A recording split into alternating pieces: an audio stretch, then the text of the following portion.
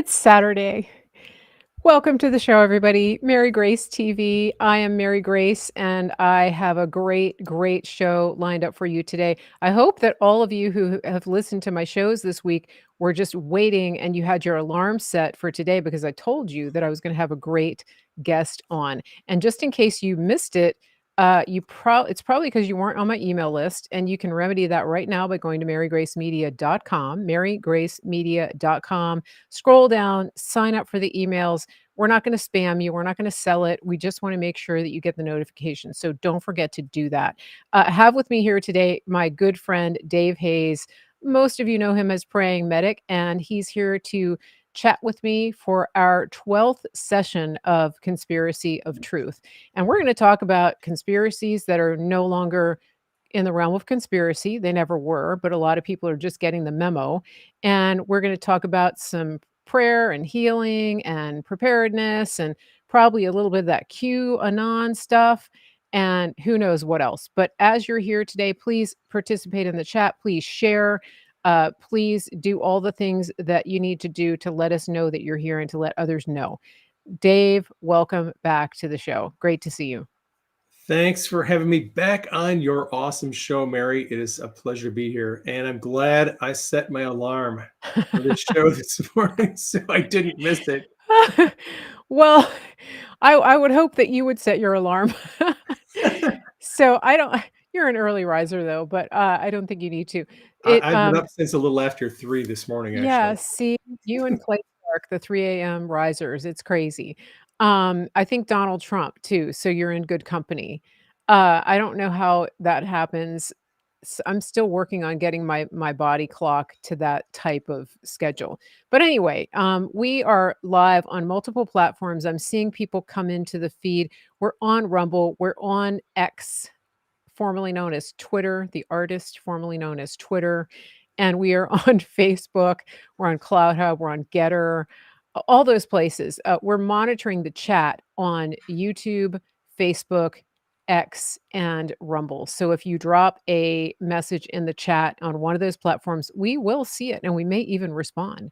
So if you have questions, if you have comments, that we would love to see you do that. And also when you do that, it pushes it up in the feed, which allows other people to see it. So Dave, we have a lot to talk about here. And as usual, we don't really have an agenda. And so I'll give my little disclaimer for people that are new or maybe just forgot how we do things here. We're friends. We've been friends for a long time. I'm friends with Dave and his lovely wife, Denise. And when Dave and I come together for a show, it's not an interview. Dave has a ton of content on his website, prayingmedic.com and prayingmedic.org, as well as his Telegram channel. If you want to watch his videos where he is teaching and talking, that is a great place to do that. If you want uninterrupted, unplugged Dave Hayes Praying Medic videos. Today is a conversation. So sometimes I'm going to talk, sometimes Dave's going to talk, and that's how it works. And we like it that way, and the listeners like it. So Dave, I think let's just start with maybe the elephant in the room, which is we left off the last show by talking about Q Anon, Anons, etc. And you have been pretty active on your social media, answering questions about Q, dropping some nuggets of things about Q. And so I wanted to address some questions and common misconceptions about that. What do you think about that? Should we start there? Yeah, let's do it. Okay. First question, of course, is can you give our listeners just a basic rundown? Give them the ABCs of who's Q, what are Anons, and why does it matter? My 30-second elevator pitch. Yeah, this is the 30,000-foot view, and then we'll dive in. Yeah. Q is an anonymous person or group who has been posting on the internet message boards 4chan, 8chan, and 8kun since October of 2017. Q has made almost 5,000 posts. The posts are a variety of different kinds of posts. Some are links to tweets on Twitter. Some are links to videos. There's links to government documents that have been declassified. There are links to news articles.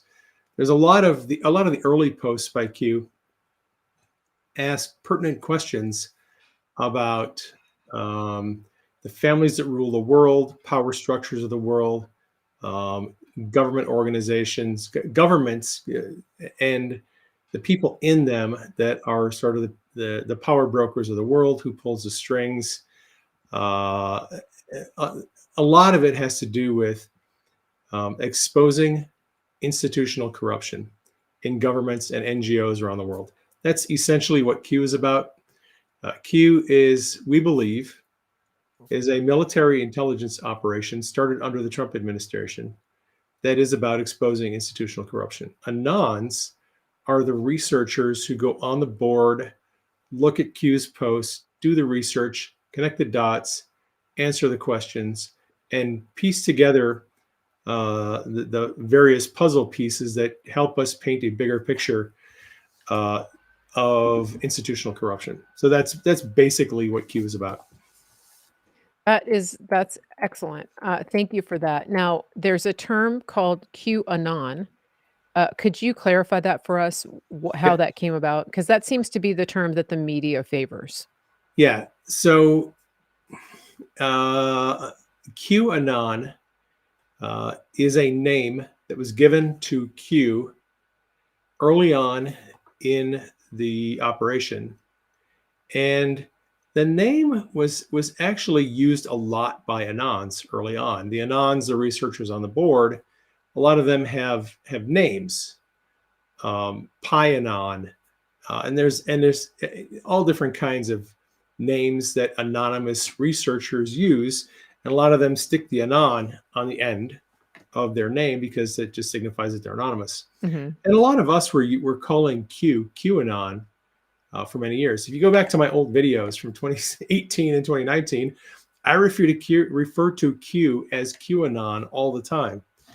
Um, it's that was a way to distinguish this anonymous person as Q, the person who's posting. And then Q brought to our attention a few years ago that QAnon was actually a trope that was being used by the mainstream media to conflate a lot of issues and to confuse people about the identity of Q and Q's operation. And Q then pointed out, made clear, look, there's Q, me, and there's Anons. That's Right. you guys. Okay. There is no Q Anon. Q Anon is a term the mainstream media is using. So please call me Q. Call yourselves Anons. Okay. Let's ditch the Q Anon thing. So that's Okay. yeah, That's very helpful. And, I actually had not made the connection of why the Anons were calling him QAnon. The connection with the fact that a lot of Anons call themselves so and so Anon. right. That makes perfect sense. There's one other element to the Q operation that you have not mentioned, and that is Q plus. Do you Oh want to go into that yes. now, or should we Yeah. wait? Yeah, Okay. yeah. Q plus And is and one of my favorite parts of the operation. And that's with the plus symbol, Q Yeah. plus. Okay. So let's see. I would say mid November 2017. So Q started posting on October 28th, 2017.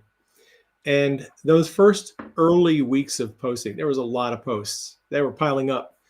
And after a couple of weeks, Q added a trip code to his credentials, his login credentials on the 4chan website where he was posting. Prior to that, Q was identified by a user ID. And then, like I said, after a couple of weeks posting, Q added a trip code to his credentials and then started signing his posts with the letter Q. And that's kind of why we all started referring to this entity as Q, because he would put Q at the bottom of his posts. Some of the posts, I think there's probably about 24 posts roughly that are signed Q plus.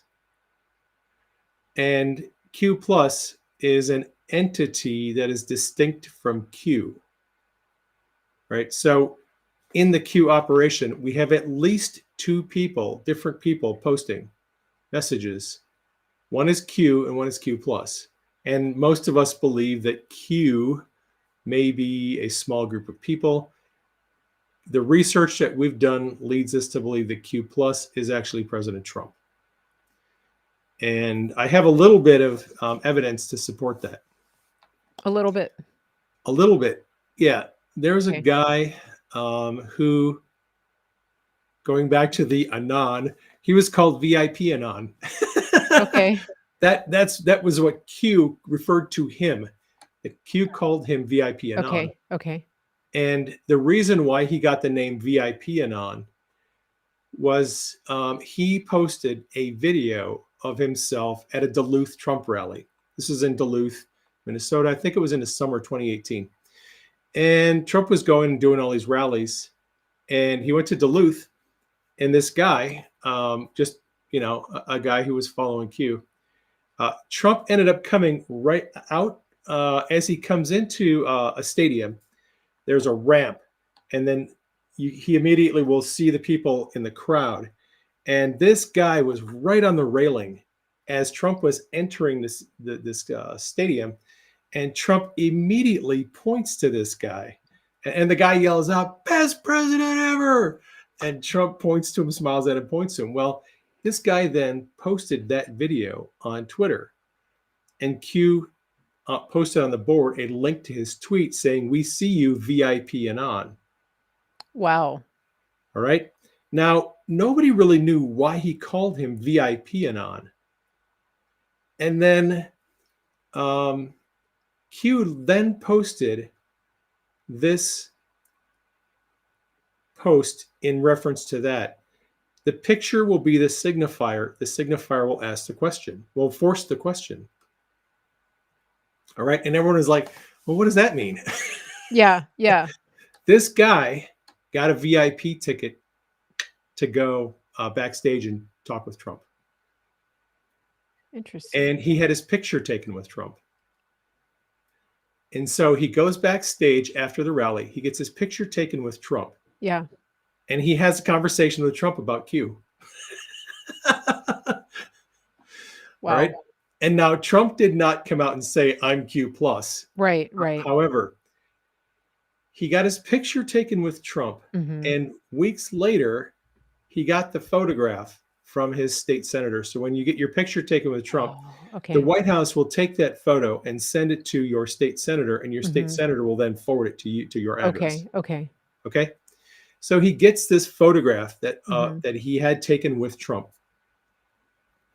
And normally, on the back of a photograph, when you've had your photograph taken with President Trump, Trump signs his name in the typical Sharpie, black Sharpie signature, right? On the back of the photograph, Yeah. right?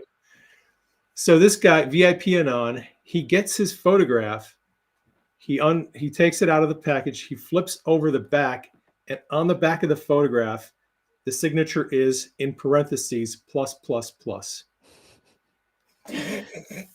I kid you not. I saw that. He showed me. He took photographs of it and sent them to me. Yeah. And I was like, dude, this is crazy. He goes, so what do I do with this? So I'm like, well, that's going to be your call. You have to decide what you want to do. So he posted the photograph, the information on Twitter. Yeah. Anyway, that's one of many reasons why we believe that Trump is Q plus. Okay. And that's amazing. And also I know I haven't had my picture taken with President Trump, but I know that, when you're allowed to get your picture taken with President Trump, they're very strict about how you can do that. Normally you just go up, you're not supposed to touch him unless he shakes your hand. And then you stand next to him and you do the thumbs up. But it's not really a conversation because there's a lot of people in line. And so that's interesting that he actually got to talk to him about Q. Yep. At all. Yeah.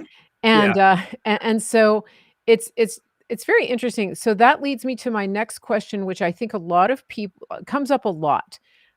First of all, I want to clarify to everybody that there are lots and lots of people who fancy themselves as Q insiders, Q decoders, I've Anons, talked to Q. I've met Q. Q has sent me information. right.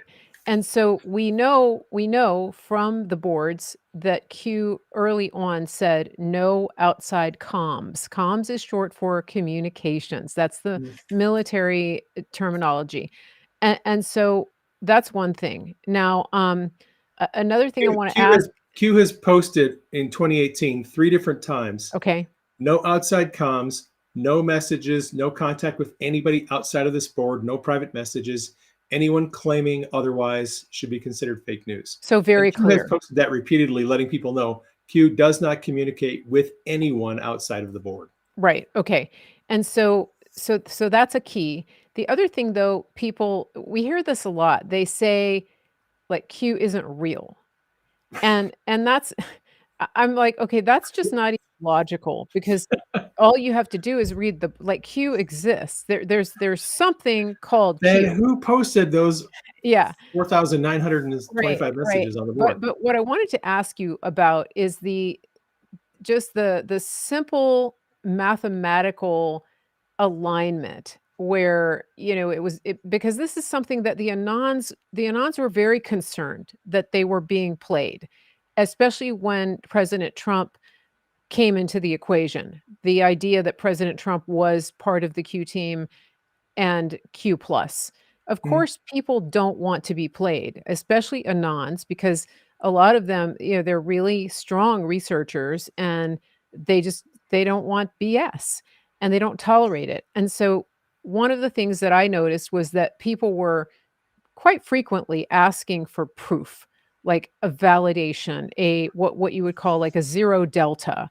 Yeah. And so can you just give our listeners an idea of how you and the other Anons came to the conclusion that there is that there was no way mathematically that Q could not be communicating and that understanding, so talk Yep. us through the mathematical impossibility of it not being a reality and a valid thing.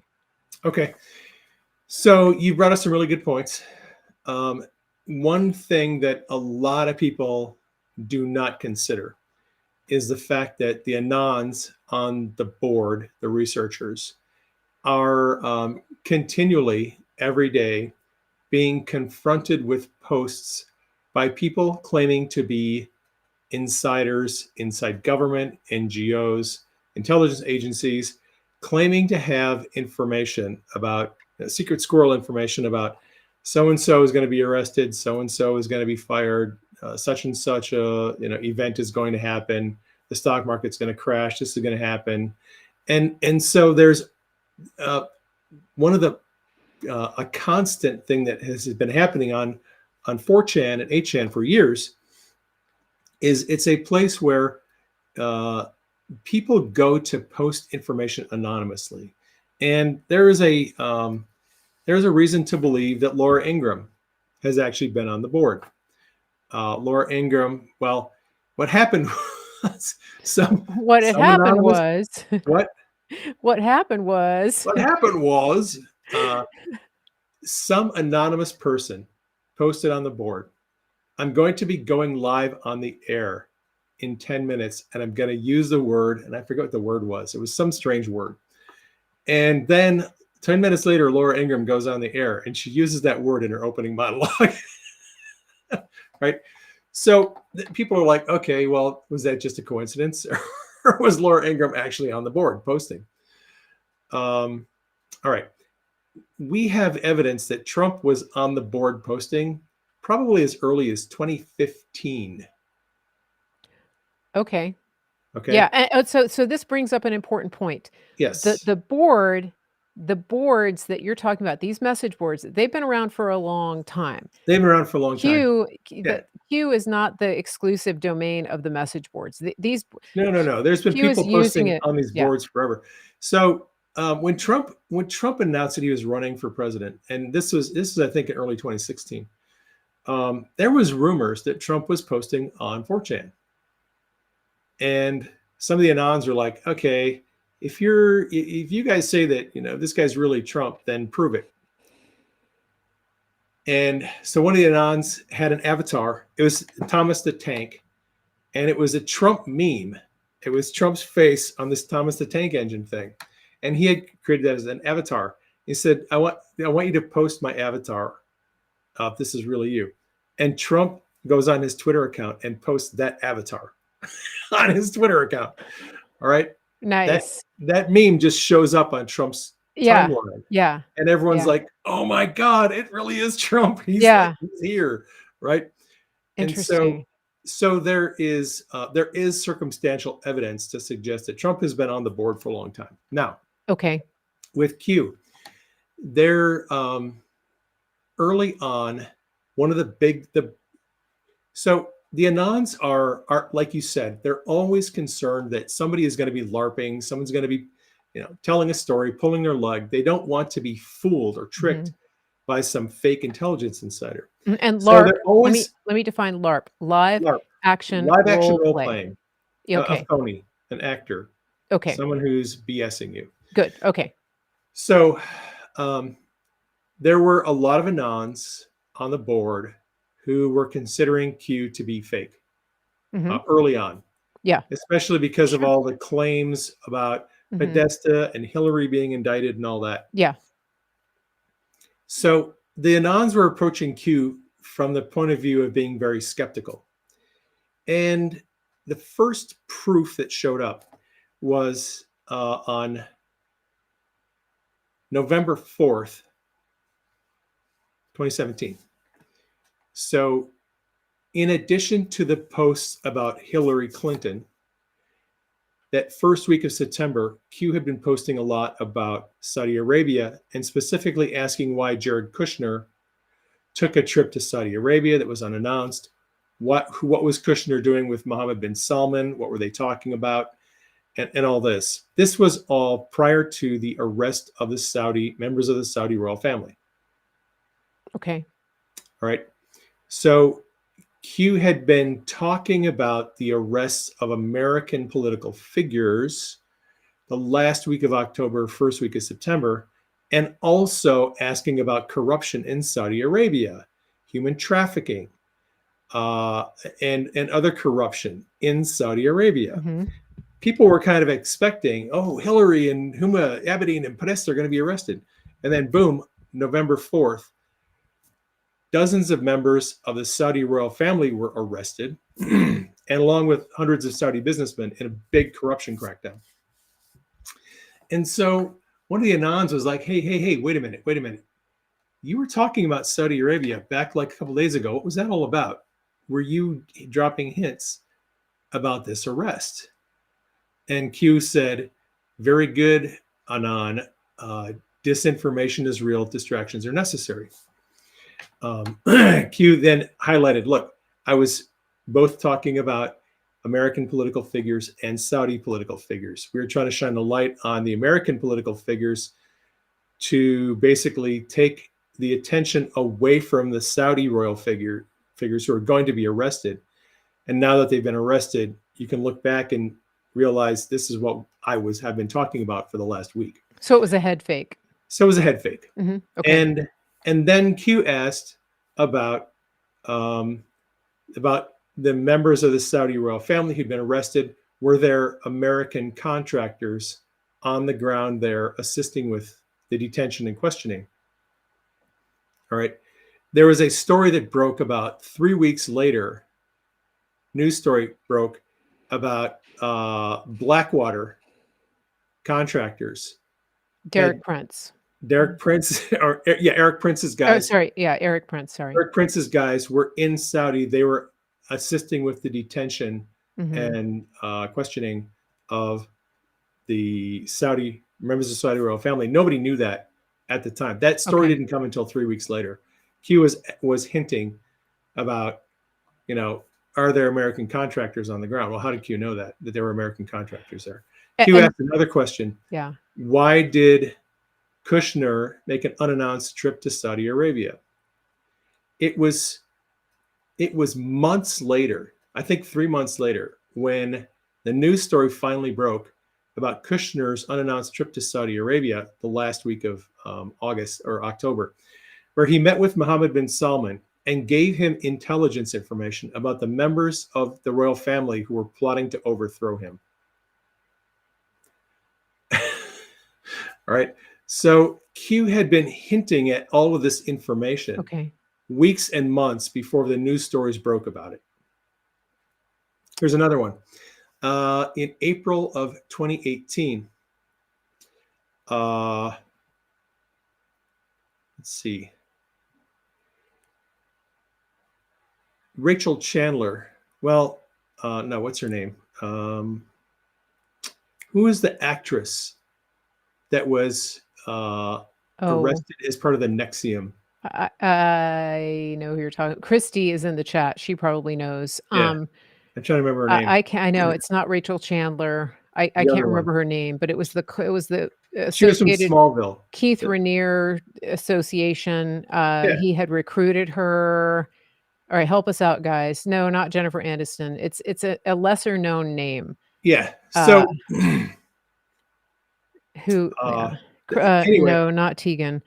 So after she was arrested, yeah, someone's sending a text message probably give me the answer. That's all right. It's probably your wife. You should listen. So after she was arrested, Allison Mack. Delia for the win on Rumble. I knew Allison Mack. I you know what? I haven't had cable TV since the 90s, so I don't get to follow all this stuff.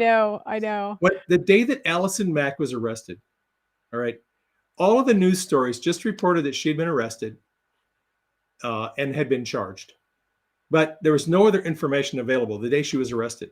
Q says Allison Mack is talking and naming names, big names. She's cut a deal with prosecutors. And this is going to take down this sex cult, okay? Nobody knew that at the time. There were no news reports about Allison Mack cutting a deal with prosecutors. Okay. 3 days later, the news articles started to come out confirming that Allison Mack had cut a deal with prosecutors and that she was going to give testimony to basically get a light sentence, and then she was going to name all the people that were involved in this sex cult. How did Q know the day she was arrested that she was going to cooperate with prosecutors? Q had that information when no one else had it. So there's a lot of what Q talks about are events that are happening on a moving timeline. Q will drop information that no one seems to have access to. And then when these news stories break, we look back and go, oh, wait a minute, Q seemed to have known about that. That's the whole future proves past thing. One of Q's signatures is future proves past. Q has told us, read the drops, make note of everything. When news stories break, look back at my posts and see if anything mentioned in my posts is relevant to this news story. Future stories prove past drops, right? So that's and what a lot of people have a hard time with is this idea that Q is supposed to predict things overtly, predict arrests, predict the dates and times that things are going to happen. Q doesn't do that. Q really has never intended to predict anything overtly that was going to happen that I can think of. Now, there's probably a few exceptions, and someone will email me and say, oh, you're wrong, Dave. There was this one time when Q predicted this thing and it actually happened. Q has overtly predicted things that have happened. Q said that the mainstream media was going to collapse and that citizen journalists were going to take over. That has actually happened. Yeah. But with respect to things like that's in a broader scale, right? So that's in a broad sense. With respect to things like the arrests of people in positions of power, almost all of the threats and predictions about arrests have been head fakes. Q never intended to predict those events would happen on certain dates regarding certain people. Right. Those are all those posts are disinformation, and they were put out to get people to make mistakes, to get the deep state to make a move, to distract attention Okay. away from something else that's happening. Mhm. What Q does in the realm of prediction of future events is hinting obtusely, uh, giving these little clues that you can't predict ahead of time what Q is talking about until after the event happens. Then you can look back and go, oh, that's what you were talking about. Now we get it. Mhm. So if you Okay. try to predict future events off of Q posts, and people have been doing this for years, Yeah. if you try to predict future events off of Q posts, you're going to be wrong. About 99% of the time, you're going to be wrong. It is very, very difficult to predict any future event off of Q posts. Okay. That's That's good to not know. how Q's operation is set up. Q's operation is set up so that when an event happens, you can look back at the post and go, okay, I see the trail of crumbs that you were leaving for us. Now we understand what you were talking about. That makes sense, and there's a phrase that Q used, uh, in conjunction with this to going back to the question, how do we know he wasn't a LARP, a live action role play, a fake, just a poser? The question is, how many coincidences before it becomes mathematically impossible? And so that brings me to the next question regarding President Trump. There were several times, you know more than I do in terms of numbers, but where Anons would kind of wanted reassurance, and would say, "Hey, can you just like ask the boss Tippy top. to do something, to say Yes. something and give us an assurance because it's been a rocky road, And Yep.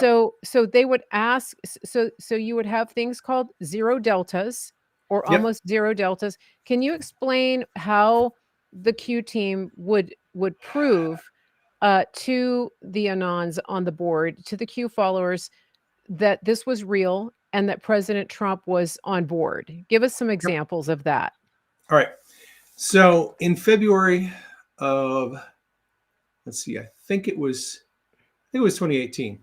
Are you talking about Uh, Easter? yes. Yes, tell us that story. I'm All ready. right. In February of It was 2018, the State of the Union address was coming up.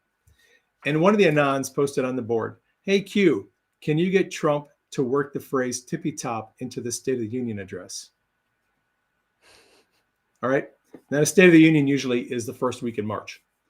So, State of the Union comes and goes, and tippy top did not make an appearance in the State of the Union address. yeah, However, a little while later, it was Easter, April. Easter weekend. So Trump and Melania are officiating the Easter egg roll on the White House lawn on Easter Sunday, I think. And there it is. There it is. And Trump is giving a little address. And he says, I want to thank all the people who work here at the White House, who keep the White House clean. They make sure that everything is just the way it needs to be. They keep it in tip top shape, or as we say, tippy top shape. Yeah. And he goes on, and then they do the Easter egg roll. And then Q posts on the board, were you listening to Trump's speech? It was requested. The Anons were just losing it. Yeah. Yeah, it's just and he has since used that term He has used tippy in top a rallies. couple of Yeah. other times, He right? has come back and used that term, Yes. and I wanna say something because I don't wanna lose this thought with Trump. The thing about Trump is, when you really pay attention to him and you pay attention to things like this and you notice things like this, there is a common, misconception. It's not a misconception, it's actually a narrative that paints him as an old, out of touch, uh Humorless. boomer, who is a Luddite when it comes to technology. And what you're saying about him being on the boards as early as 2015, I know for a fact that he actually DJs at Mar-a-Lago. When he's there, he's Doesn't he spinning. pick out all the music? He curates every single song for every single rally and also all of his videos, all of his campaign videos, every piece of media that comes out from Team Trump. He's literally sitting there with Dan Scavino and going, "No, no, no, not that song. No, no, no. Okay, I want this line, this part, this note." And he's spinning the records at Mar-a-Lago. So if you're there and he's there and there's music, Trump is the DJ. And there was a video of him about a month or so ago on the golf course, and he had his iPad. He had his It, tablet out there he and had he his was iPad in a showing off seat. this song. He was playing, I think, like a hip hop song, and so I want people to understand this because this is just it's critical for people to get this, that he is so on top of it, and he pays attention to everything.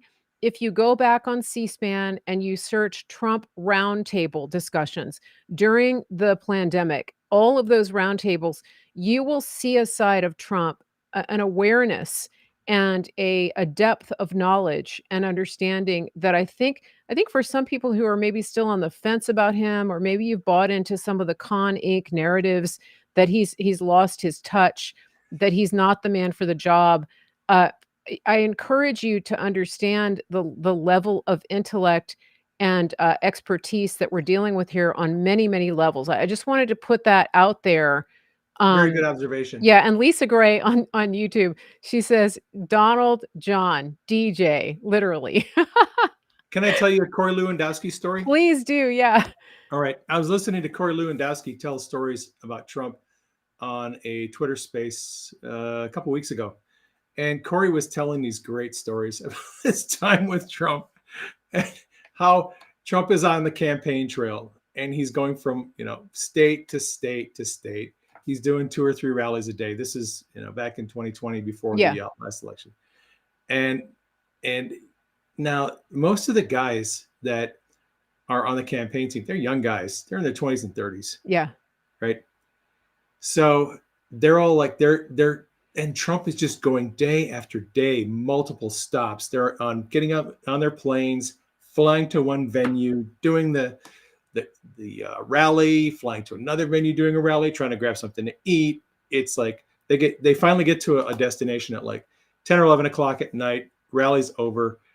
They get back to Bedminster end of the night, and they're all exhausted, and and Trump goes over to him, goes, "Hey guys, come on over to Bedminster, come over to the club. We're gonna go have some, I'll buy you guys some Diet Coke. We'll do some dancing and play some music for you." And yeah, they're like, "What the hell? Like we're freaking exhausted." yeah, And Trump's like, "It's early, but guys, come on, let's go. I buy you guys some sandwiches."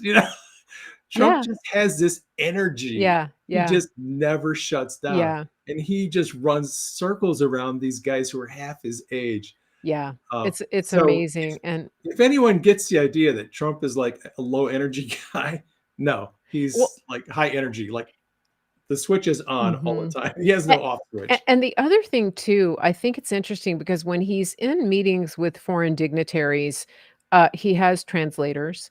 But if you pay attention to him, um, he often knows what the dignitary said. He indicates by his body language that he understands what they're saying before the translator puts it into English. I don't know if you Yep. guys have noticed that.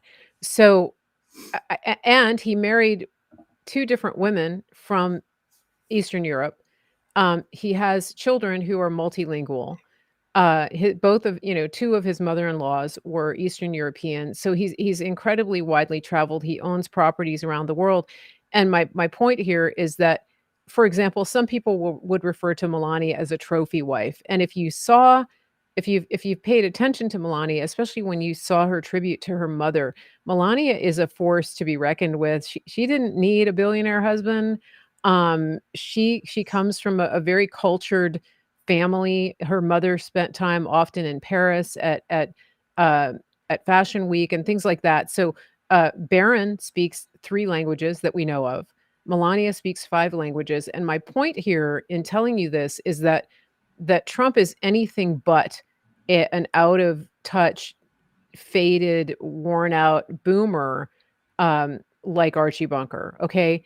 He couldn't be like he's the opposite of that. He's like an international man who is well versed in so many areas and has the energy of, like a 10-year-old, before it's just it's crazy. Like, we could Yeah. probably have another energy source for the country off of just his excess energy. Yeah, he's probably puts out more energy than a nuclear I think reactor. so. Yeah. Okay. Um, So let's so let me go back to the proofs. I wanna can So you define deltas for us in this proof? yeah, Okay. that's what I was Good. going to Okay, talk good. about. All right. So one of the main ways that Q has established a relationship between his posts and President Trump is by posting at exactly the same Trump tweets on Twitter. So when a Q post comes out and a Trump tweet comes out and they have exactly the same timestamp, that's called a zero delta. That's when there is 0 minutes between the posts. Early on, Q was trying to get Anons to pick up on the deltas, the time interval between some of his posts and some of Trump's tweets. There were 5, 10, and 15-minute deltas, timestamps, that Q was trying to get Anons to focus on because Q was trying to train them to look for these deltas. And Q said, tracking timestamps and deltas is going to be very important in the future. So just get on top of this. And Q had to train them how to do that and had to, remind them, look, we're always, whenever you're taking timestamps down, they have to be done in Eastern time zone, which is where the White House is. So all timestamps have to be relevant to the Eastern time zone. And so when people are posting screenshots of, Trump tweets with different time zones, it's like, well, yeah, it's 3 hours later, but where were you when you took this screenshot, or did you just get it off the internet? So tracking timestamps became a big thing. And to my knowledge, there have been at least 35 times when Q and Trump have posted at exactly the same time. And it happened once in one day, 3 times. Okay. Now that's, I'm not going to go into the mathematical probabilities of that, Mhm. other than to Coincidence. say it is sometimes Q and Trump post at the same time accidentally. During a question and answer session, Q was posting answers to Anon's questions, and Trump happened to be tweeting at the same time. And Anon's noticed, oh, hey, Q, there was a zero delta between you and a Trump tweet. And Q says it was not intentional. All right. So Q has said, look, not every zero delta is intentional. Some of them are not. However, my favorite zero delta is one that happened in December. Is it December or November? I think it was December. What happened was um, Q was making such an impact in the culture that the tech overlords decided to band together and get rid of 8chan, which is the board that Q is posting on. So That's on right. 8chan, on the website 8chan, there were hundreds of different boards where people post about all different kinds of things. But they got together and were able to ban that website off the internet, got rid of it. Amazing. So Jim Watkins, all because of Q. So Jim Watkins, who's the owner of 8chan, he started up 3 months later another board called 8kun. And he got the board going, 8kun, and they set up a Q research board. And sure enough, this entity that was writing posts like Q showed up, and this entity was using Q's old trip code. And I'm not going to go into the details about trip codes and all that, but apparently, the way they had it set up, Q's old trip code still worked on the new website. So Q posted messages in November of 2019 when the new website came up online. but Q did not interact with any of the Anons on that board. And then at the end of November, Q said, interaction with Anons will be coming soon. Trip code verification is needed. Code Monkey and Q talked about setting up a private board, which would be called Project DComs, which would be Q's private board. No one could post on that board except Q. There were some problems with the trip code because Code Monkey wanted to do assault rotation on the board, and that was going to screw up the trip code. And then Code Monkey asked Q about if he could do something regarding the old information on the old board, and Q said, I wiped it all out because of operational security. I don't have access to any of that information anymore. Interesting. Couldn't leave it there. So they had this stuff going on. Eventually, Code Monkey set up a new board for Q, a private board called Project DComs. And then Q posted a message about his trip confirmation. His trip code configuration and confirmation was going to be upcoming. All right. And he was going to post proofs, the pen, the desk, and some other photos of things that he had posted in the past. A watch. As, there was a watch. Proofs. Yeah. Right. The watch, the desk, the pen. And so in the past, one of the things that Q has done to confirm that he is still in control of the trip code, which is a password, is he would do a simultaneous post with President Trump tweet. They would post at the same time. And that was how Q would confirm he was still in control of the trip code. He'd usually post on the board, trip code update coming. He would update his trip code. It would change. And then he would say trip code confirmed. So at the end of November, Q gave us a warning that this was coming. I think it was December 2nd, 2019. Q posts trip configuration. I forget what the post is. And it was a 0 Delta with a Trump tweet. That was the only post Q posted that day. And it was the only tweet that Trump tweeted that day. So Trump tweets one tweet that day. Q posts one post that day. They posted at the same time. Exactly the same time. Wow. And then Q confirms trip code. He changes his trip code. He confirmed it. And then Q started posting. And the funny thing about that trip code confirmation was there was a watch picture. And the watch picture showed that on the time on the watch of 1:29. That was the time shown on the watch, 1:29. That was posted on December 2nd, 2019. Exactly 1 week later, to the minute, on November 9th at 1:29, the DOJ Inspector General's report on FISA abuse was posted on the DOJ Inspector General's Twitter page at 1:29 p.m. Eastern. At that exact same time, U.S. Attorney Durham posted his response to the IG's FISA report on the DOJ Twitter timeline at 1:29.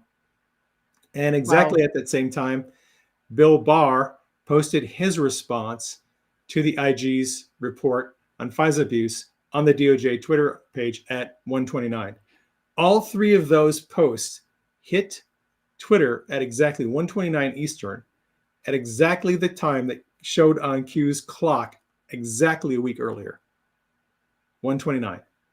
Wow. That's right. Great. How many coincidences before it becomes when you see stuff like that, impossible? you're like, was this just a coincidence that Q posts a watch showing 1:29 exactly a week before Barr, Durham, and the IG report all show up on Twitter at 1:29? This is like, that for me, that's hard to believe that that's just a coincidence. Yeah. There has to be some kind of coordination and foreknowledge. Well, I have to give a little aside here as we're talking. I'm looking at the view counter for the number of people watching on some of the channels here. It was, as you were talking about that, it was 11:11, 1111, It's just so funny. I'd Yeah. love it if we could get it up to 2222, guys. So keep sharing. Let people know that we're live. I'm getting great comments here. I think for some people, this is really clearing up a lot of questions and confusion that they have around Q. It, Q has not posted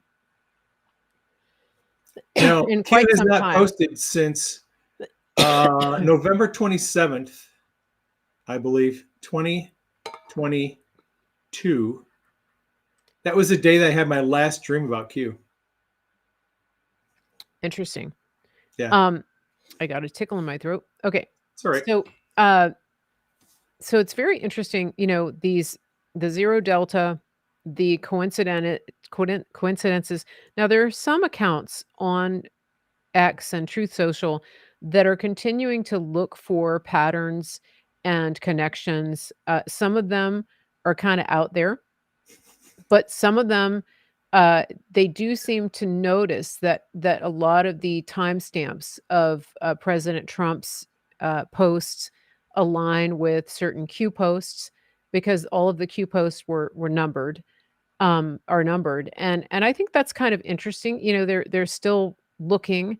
I don't want to go too deeply into that, but I think that it is worth noting that some people think that just because Q stopped posting, that all of the operations and intentionality behind the work that Trump and the Q team were doing came to an end.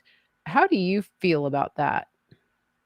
I think that some of the posts that I've seen from Scavino, his tweets, and some of his Instagram posts definitely seem to be communicating messages to Anons. Yeah. Some of them. I don't know that I would go along with all of them. I think there are some people who are making connections where no connection is intended. They need something to post on social media. So they're looking at zero deltas every day and they're Yeah. coming up with zero deltas and Yeah. coincidences and stuff. And, that's fine. If you want to do that, I don't have a problem with it. I don't put a lot of stock in it. Every once in a while, I will see a post from one of these accounts and they'll highlight something that Scavino said or Trump posted up on True Social.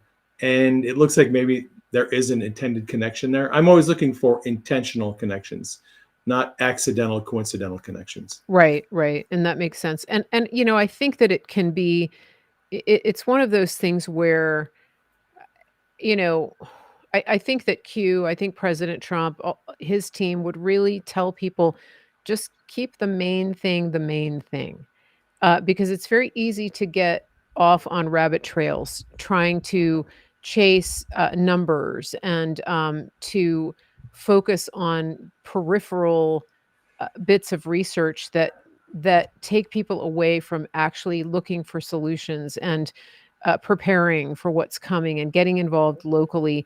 It's like that movie, The Beautiful Mind. If you see that guy, that mathematician, I don't know if you remember that movie with Russell Oh, Crowe. yes. Oh, Yeah. yes. And, he had just this wall of equations, all of which meant something, but he was not living in the reality.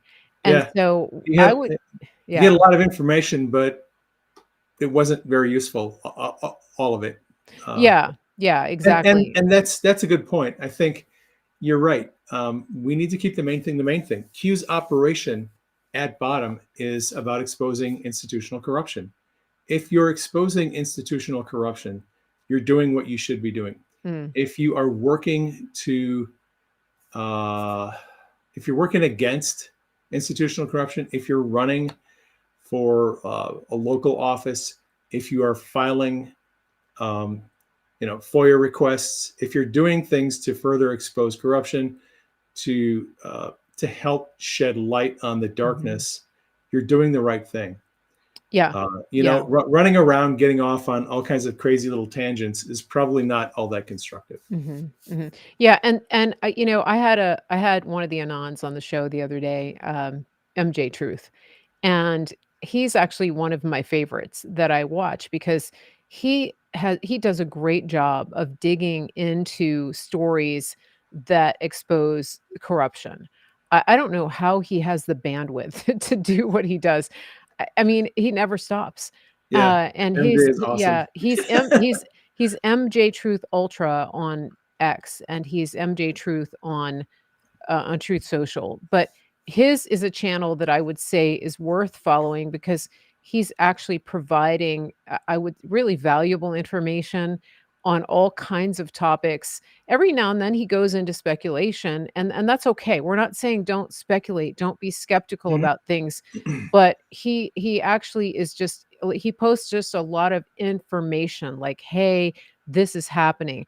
This is happening. This is happening. And so I keep his feed front and center because he somehow grabs news before, way before it's actually out there. And he also posts clips of every Trump speech and rally, which is, like I said, how does he have the bandwidth? So I just want to give a shout out to him. There are Yep. still people who are working as Anons who are contributing in the way that Dave just indicated, that are really posting valuable information and not leading people down these crazy rabbit trails of just speculation, speculation, speculation. We just don't have time for that. And also it just it discredits our movement uh bigly when people do that kind of thing.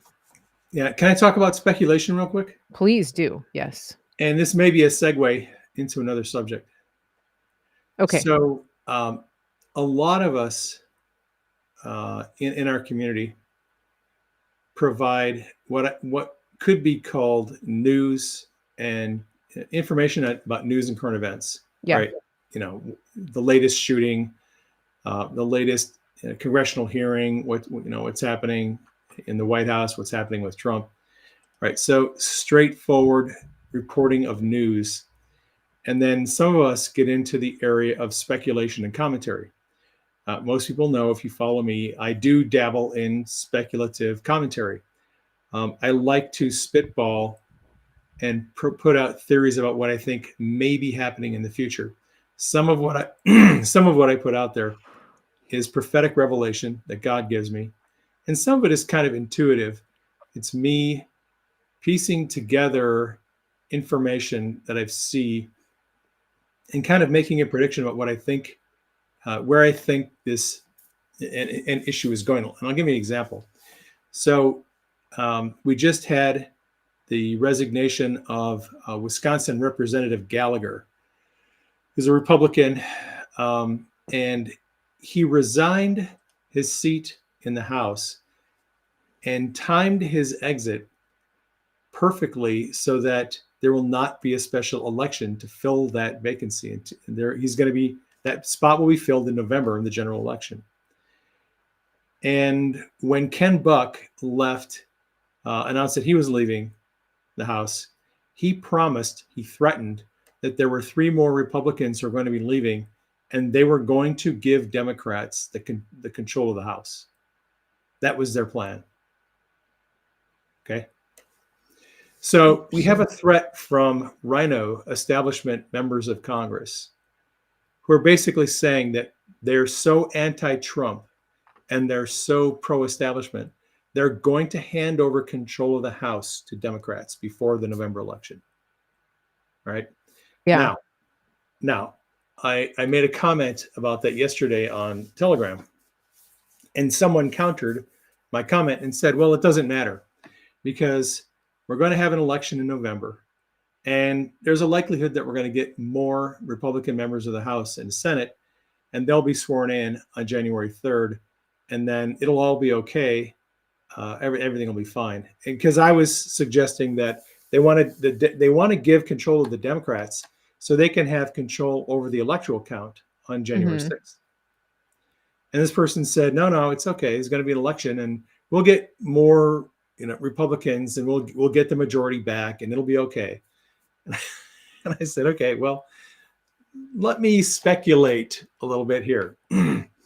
So, why are establishment Republicans resigning from the House in a move that seems intentionally designed to give Democrats control of the House. In fact, Gallagher was asked by Palantir Corporation to put up a bill, a particular bill, and he backed that bill and got it passed. And now Palantir has offered him. He has announced when he retired from Congress that he is taking a job with Palantir. Right. The company Amazing. that asked him to put a bill is now Yeah. hiring him Yeah. as he leaves Congress. That's kind of how it works. So that's just a side note about corruption Yeah. and how our government works. And by the way, what you just did is something that a lot of people are learning to do, is that you did a little bit of research about the individual and you found out some connections Yeah. and you basically followed the Well, it money. was easy. I'm following Flynn, and Flynn was tweeting about it last night. Yeah. Okay, so that was that was a softball. But That but was a but softball. but the point is, this is something that MJ Truth does. It's something that you do. A lot of us have learned to do this, and I just want to tell our listeners, because we have a lot Connect of the people who are dots. new to this is how you connect the dots. You don't just pull something out of thin air. You go and look up their history. You look up their voting record. You look up open source documents of things that actually exist, congressional record, C-SPAN videos of their speeches and things like that, and their LinkedIn profile and things like that. That's how you pull these pieces together. When you're listening to somebody who is just feeding you information and you're not researching for yourself, that's where people get in the weeds of just following blind conspiracies and going into crazy speculation. So this is just an example here of the difference, in case you're wondering. Okay. Yep. Famous words from Q. Trust yourself, research for yourself, do your due diligence, think for yourself, don't let anyone drive you. The exhortation from Q is that we need to avoid the tendency to be sheep and just follow whatever someone else says. We need to do our own research, think for ourselves, come to our own conclusions. That's bottom line what Q wants us to Yeah. do. Yeah. So going back to Gallagher and what's going on in the House. Okay. So I thought, I think there's another end game that the establishment is driving at. And their end game obviously is, at all costs, they have to prevent Trump from being elected. Yeah. They have to keep Trump out of the White House.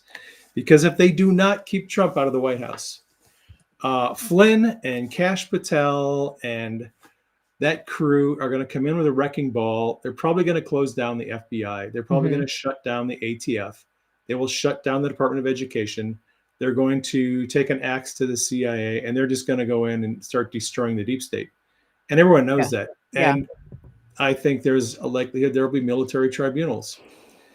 So they know that. Trump has promised that this is the retribution tour when he comes back.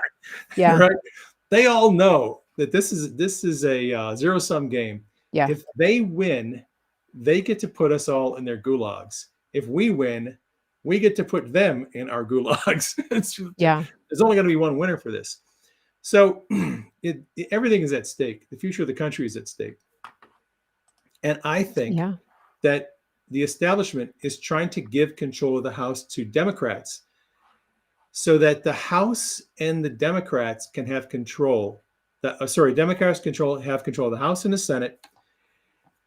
Coming to the November election, if the Democrats control the White House, the House, and the Senate, they can then call off the election. Whatever. We get into a hot war with China. We have some kind of false flag attack, terrorist attack. We have some kind of an event that they then use to cancel the November election. Oh, we have a national emergency. Can't have an election right now. So they cancel the election in November. There aren't going to be any more Republicans coming into the House or the Senate in January. And there isn't going to be a new president. They're just going to they will freeze everything the way it is. And they can do that indefinitely. So what would happen then, this is me spitballing, this is me engaging in speculative commentary. There has been a proposal from a number of people, legal constitutional scholars actually, who have noted that for the first 50 years that United States was a country, there was no popular vote to select the president. The president was selected by the legislatures. The legislatures, state legislatures, chose electors, and the electors chose the president. That's how it was done for 50 years before the popular vote came along. Interesting. So several people have been proposing that red states could right now choose Trump electors, send them to Congress as the electors for the 2024 election, and we could elect Trump right now without a popular vote. Interesting. I'm concerned, and I think that if the deep state cancels the election in November, some of the red state legislatures are going to look back at the Constitution and go, we used to just appoint electors without a popular vote. Yeah, That's yeah, kind of how it was done for a long time. yeah. Maybe we should do that now. So if the red states Interesting. get hip and decide we're going to appoint Trump electors and send those Yeah, electors to Congress yeah. on January 6th, then the deep state would want to have control of the Senate and the House and have Kamala Harris in there so they could reject the electors that the legislatures send on January 6th. Again, speculation. I don't know that the states are going to do this. They certainly could do it. It is constitutional. But I think that there is a full court press on to do everything possible to keep Trump out of the White House. Sure. Yeah. So anyway, Yeah. there you go. And I think, and this is one of those things that, again, it's very clear from what Dave has said that this is just his thoughts, his ideas, but it's based on some of the research that he's done as well. And he's not telling you some insider intel person said this is going to happen. And No. this is where I really want to emphasize using discernment, because it's one thing to have speculation. It's another thing to make claims saying that you have an insider who is telling you these things. And I mean, people are free to believe what they want. And I've had guests on the show who will say things like that. And maybe there is validity to some of them, but it's hard to know. And in some cases we may never know. I want to be clear too that some of the things that have happened with Trump, with Flynn, with other high-ranking people, some of the information gathering, the sources and methods, they may never come out. You may never know, and you have to be satisfied with that. There are reasons that things won't all be disclosed, and I just want to give people that sort of disclaimer. Trump isn't going to come out there. I don't think anybody's ever going to come out and say, "Yeah, we're the Q team." I don't think that's going to happen. And then when you see interviews with Flynn where he discredits Q, um, no intel officer worth their salt would ever admit. I mean, even if let's just say that Flynn is part of the Q team, his family doesn't know. Okay, let's be clear about that. It is operational security. That's how intel officers work.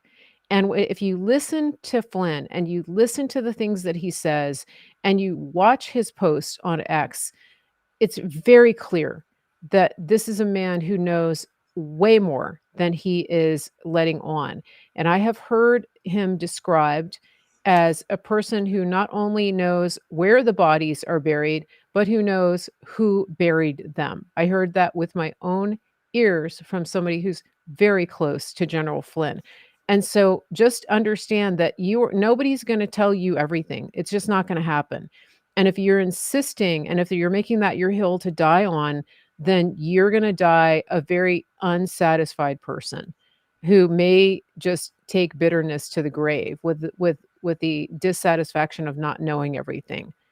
I just want to really put that out there because I do see some comments of people who just like they want to know, how do we know? How do we know everything is true? You don't. This is where discernment and prayer and wisdom comes in. It's really critical to have that, and to just understand, and if you have a relationship with God, then the Holy Spirit speaks to you and gives you a sense of peace or a sense of unease about things that you're hearing. Just want to put that out there. Amen. Well said. Thank you. I think we don't need to stop talking about Q, but I think we do need to take a break. We're an hour in here, and so this is the time when we talk about stuff that you could buy. And also, it's a time if you need to refresh your beverage or take care of other personal needs, leave the volume up. Yes, Dave has a book. We're going to talk about your book in just a minute. Hey, Hold you on a said second. it's time to talk about I stuff you know. can buy. Well, yes, that's perfect because emergency preparedness. Listen, I want to talk about food first. This is a pound of meat right here, pound of beef. It weighs 4 ounces. And why? How, you may ask, how is that possible? It's because it's freeze dried. And it is griddownchowdown.com. You go there and you tell them Mary Grace sent you. And our friends Jordan and Nace out in the heartland in Oklahoma, they have been working with local farmers and ranchers to get this product and to freeze dry it. They're going to be adding more items to their lineup, but you can go there, you can scan the QR code and just go check it out. It's pretty cool because this stuff will stay in this freeze-dried state for, they say 15 years. Some people say longer, but, you know, if you're off grid for 15 years, you're probably gonna open it before then anyway.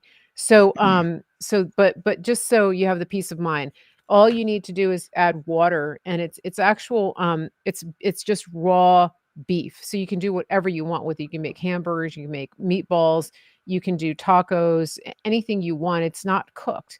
And so you can just do with it what you want. The other thing about it is that you can use it now. So people who are really busy, or if you're traveling a lot, if you're living the RV lifestyle, van life, whatever, this is a good alternative to having to have refrigeration.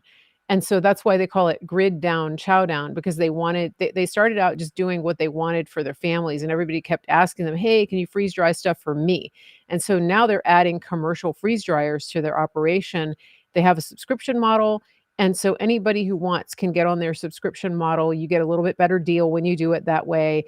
You can buy anything from like 1 pack to multiple packs, and it's just a great way to prepare.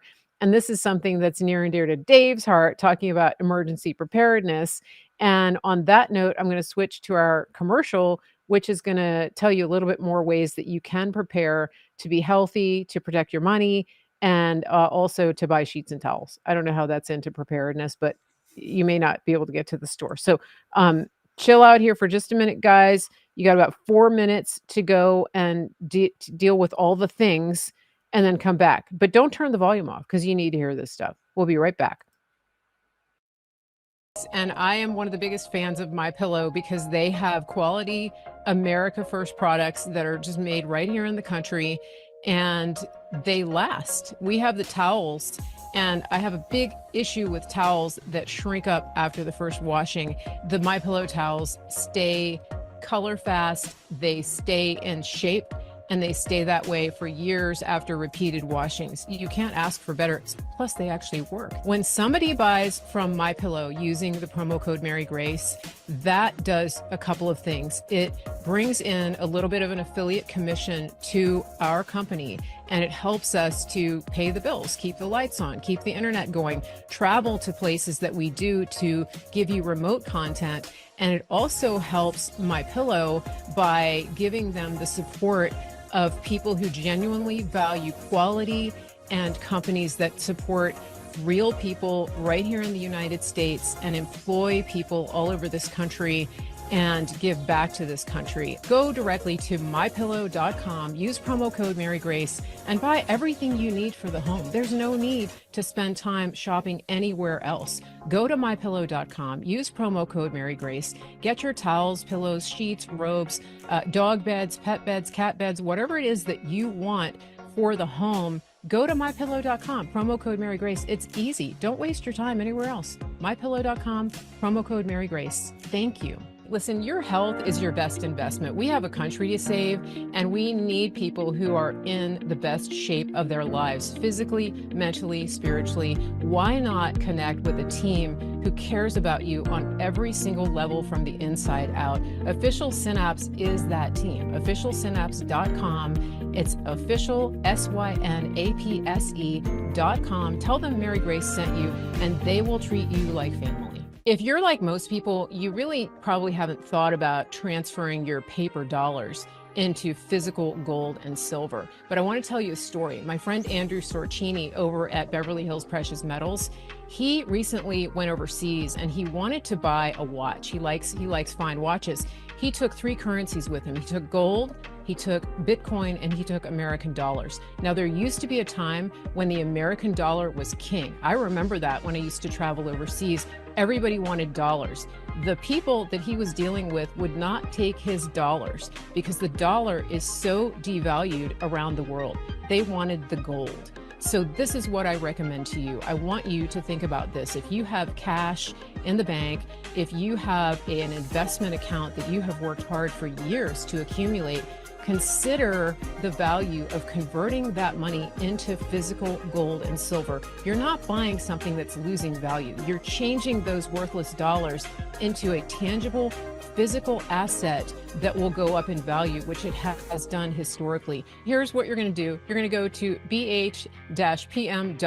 The first thing you're going to do is schedule that free consultation. Second thing, just think rationally about this, pray about it, go to the Lord, see what the best decision for you and your family is. I can't tell you that. I don't want to pressure you into that. What I do know is don't be scared, be prepared. And so the third thing you want to do is make a decision for you and your family. Make a decision, take action. bh-pm.com. Let them know Mary Grace sent you. I just want to give a shout out to everybody who watches this show. Thank you for being a participant. Thank you for being a loyal audience member. I just want to remind you, if you like what you've seen, please share this and don't forget to subscribe, turn on your notifications, and also sign up for my email list so you never miss a show. We're back. Okay.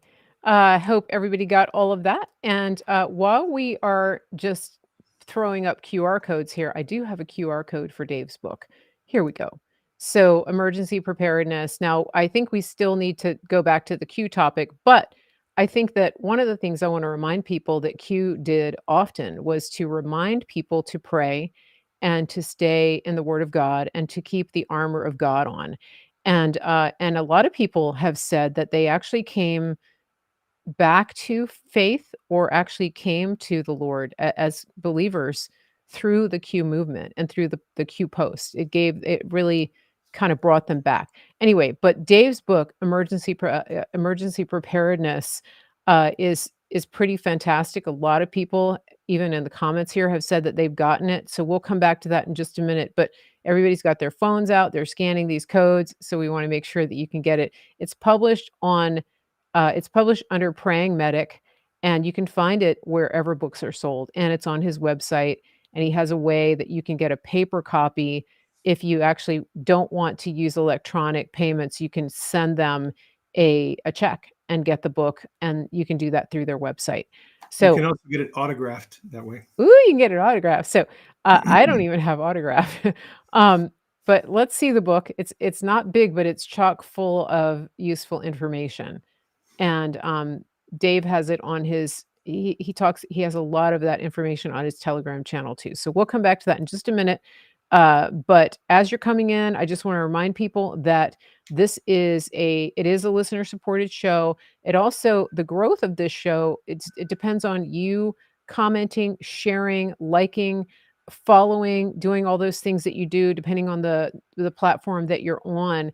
And when you come in for the replay, your comments make a big difference because it helps to push the show up in the algorithm. That means that if somebody is scrolling through Facebook or YouTube and you have left comments or you've liked and hit hearts, it's going to come up higher in the feed. If you share it to your page, it's going to come up in their feed. That's the way those things work.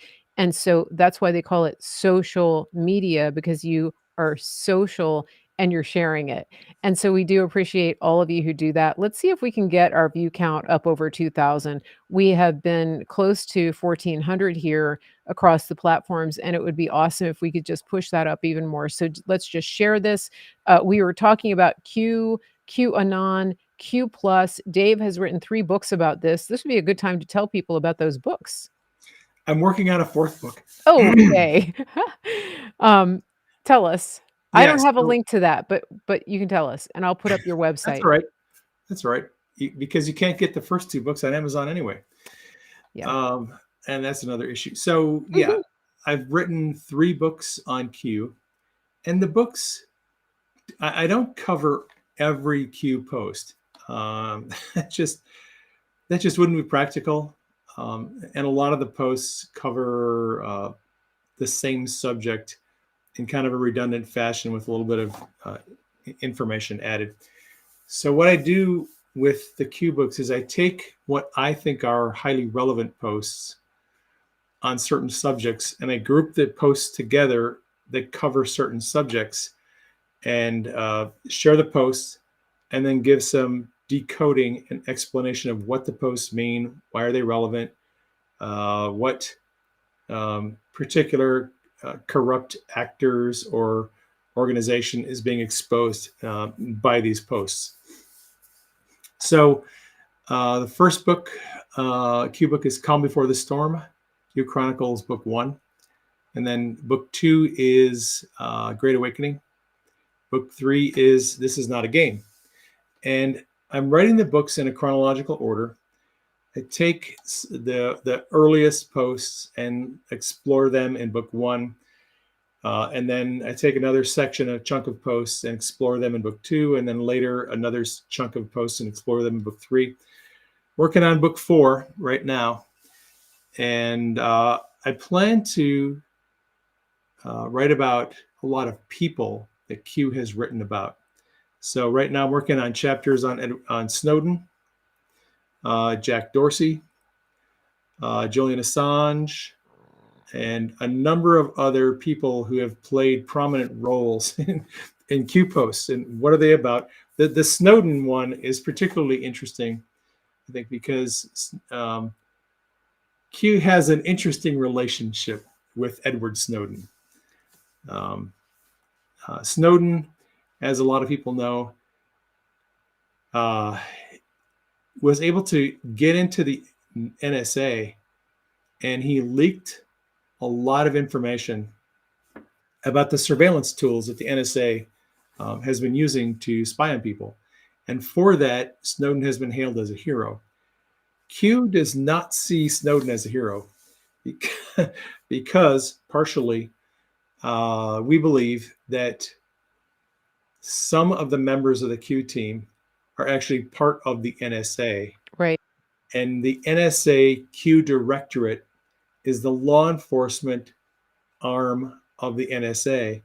Their job is to bring justice, to investigate and bring justice to people who infiltrate and then leak information to the public about the NSA. And it's possible that some of the members or one of the members of the Q team is actually in the NSA Q Directorate, and their task is to bring Snowden to justice. So with the Snowden Q thing, there's kind of an adversarial relationship, and that's it. That's just one of the topics that I'll be writing about in the 4th book about Q. Interesting. Now, Yeah, yeah. as I said, the first 2 books, Q books, are not available on Amazon. They were blacklisted. You can get them on Barnes and Noble Okay, on the website. We're going to try to republish those 2 books under some new titles, and we'll see good. if that works. Okay, okay, good. So if you Um, got those books, hold on to them, everybody. And then if you didn't yes. get them, try Barnes& and Noble, Yep. and or if you wanna wait for the new editions, you can do that. Yeah. I wanted to give a shout out to one of our listeners on Rumble. This is, Hevsky. Thank you for the Rumble rant. By the way, guys, you can give Rumble rants, and I think you can give, like, super chats on YouTube, so go ahead and do that. And, He says, "I think the Republicans are intentionally trying to lose the House before the election so the left can go full tilt right before and maybe even stop the election." So clearly this post was this was put up before you talked about your speculation. And so you're not the only one who's thinking along those lines. And then we have another question about this speculation about how the Democrats might be trying to stop the election. By the way, General Flynn has said on multiple occasions that he thinks that they're gonna try to stop the election. ISE Setters on Rumble says, "If Dave's speculation is correct, did Q talk about such an event?" Good question. I About the don't election? Yeah, I don't think he No, did. not that I'm not aware of any Q posts that Okay. would refer to stopping the election. Although there is an interesting Q post that talks about making an assessment ahead of an election and crunching the numbers. And if the numbers come up below a certain metric, what is your alternative? Start a war, Ah, right? okay. So it wasn't directly about canceling an election, but the implication was if you're analyzing the polling and you see that you have a poor chance of succeeding in this next election, maybe the alternative is to start a Mhm, war. And mhm. I think that's one of the things that we need to be, kind of praying about is I think it would be very easy for the deep state to ramp up a war against someone, North Korea, Iran, Russia, China, and then, we're at war. We're in a kinetic war with a major foreign power, and at that point, the Biden regime can do whatever they want. They could impose Mhm. martial law. They can, uh, cancel the election, do whatever kind of crazy stuff they want. Yeah, yeah, And it wouldn't be hard to pull any of that stuff off with all the invasion that's coming across the border, all the people that are yeah. coming in, with the attack last night on the concert hall in Russia, with now over 100, I think it's up to about 120 people killed. And Putin, in his address this morning, said that the terrorists were headed for Ukraine and they had um, contacts in Ukraine that had helped them get into Russia, and we're going to get them back out. So it looks like the war in Ukraine is going to be ramping up. And that's problematic because we have people like Emmanuel Macron in France saying that he is not going to allow Russia to be victorious in Ukraine. He has threatened to put NATO troops on the ground in Ukraine and wrap up the war there. Mhm. If we end up putting NATO troops on the ground in Ukraine, we are in World War III Yeah, immediately. yeah, and that's been made pretty clear.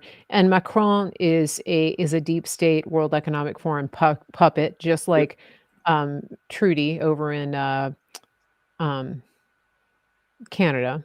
Yep. Justine, uh, Yep. Justin Well, Trudeau. so is Yeah, Donald Tusk in Poland. We which have is a really lot of there's a lot of leaders in Europe that are just puppets for the regime, mhm, and mhm. they're taking their marching orders, from Yeah, Brussels. right. It's not a good thing. No, it's not, and I wanted to talk since we're talking about catastrophes and the potential of catastrophes, I wanted to bring up something that somebody sent me the other day. It's a prophetic dream that Chris Reed had. He is a prophetic dreamer like you, and he posted it's a very short video. It's like an excerpt from a longer talk that he was giving, but in his dream, there were quite a bit of things that were in line with what you're talking about, with some catastrophic things that were happening in the US and, that could have really cataclysmic implications and outcomes for this country and for the world. And one of the things that he said in response to this dream, I think really bears repeating, and that is that he pointed out that throughout history, dreams and visions and warnings that come from God are not a foregone conclusion, and that the people of God have prayed and have interceded and have stood in the gap to alter the course of history and to intercede for God's intervention in these courses of events. We saw this in Nineveh with Jonah, of course. We saw it, we've seen it in a couple of situations, and I would say also in modern times. He gives the examples. I don't want to go too deeply into it, but I do want to emphasize that as believers in Jesus Christ, as followers of God through Jesus Christ, we do have the ability to intercede. And we also have an intercessor on the throne, that is Jesus Christ. And so I want you to speak a little bit to that because you do have a lot of dreams and you've been talking to people about being prepared. We say here on the channel, don't be scared, be prepared. So, in the spirit realm, how can we be prepared to live in a state of anticipation of what God can do as opposed to a fear state of paralysis? Big Thank you question. for bringing this up. It's a very important subject. So I would start out by illustrating the idea that there are essentially three ways you can respond to revelation from God that appears to be a warning. The first way is you can ignore the warning. And I've done that. I had a dream probably 10, more like maybe 12 years ago, where I was driving the car that I owned at the time I had the dream. It was an older Honda Accord, and I had recently bought it. I only had the thing for like 2 months, and it had a lot of miles on it. It had like 250,000 miles on it. And in this dream, I'm driving the road that I take home from work. I'm driving the car that I own at the time I had the dream. And I see the temperature gauge is all the way up on hot, and the car is about to overheat. And that's the dream. I should have taken the car into a mechanic and had it looked at and had the timing belt replaced because it had a lot of miles on a timing belt and it was fraying and getting ready to blow. The good old Honda timing belt. Okay. 3 days after I had the dream, on my way home from work, the timing belt blew, which overheated the car, blew the water pump, and cracked the head on the engine. That's bye-bye. I ignored the warning from God. And so one of the ways that you can respond to a warning from God is to ignore it. And if God shows you something coming that is potentially a negative thing, you can say, oh, I'm not going to worry about that. You know, God's in a good mood. Everything's fine. Patriots are in control. That's not going to happen. I would caution you not to ignore a warning from God. There is a better way to respond to a warning from God. So I'm going to give some examples here.